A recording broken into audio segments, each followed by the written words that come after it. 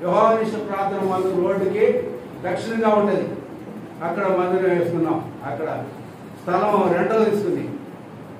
ఆ తర్వాత ఇప్పుడు ఆల్రెడీ మందిరం ఉన్న స్థలంలో మట్టి తోలుతున్నాం. మట్టి తోలి అక్కడ మెరక పోసి మందిరం కట్టుకోవడానికి. ఆ సమయంలో తుంగభద్ర నుంచి మట్టి ఎత్తుకెళ్తుంటే పోలీసు వాళ్ళు వచ్చి అరెస్ట్ చేసిన బండి తీసుకెళ్ళి పోలీస్ స్టేషన్లో పెట్టారు.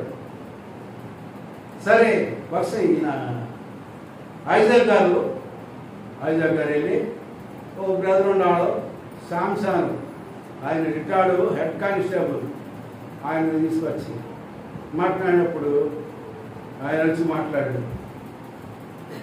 రే రంగయ్య అని పిలిచాడు. ఎవరిని?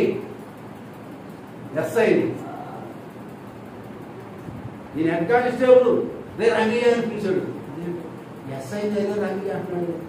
తర్వాత ఏంటంటే అది మాకు జూనియర్ ఎక్కువ సమయం అట్లా ఇచ్చాడు. జూనియర్ చెప్పుకొచ్చాడు అర్జెంట్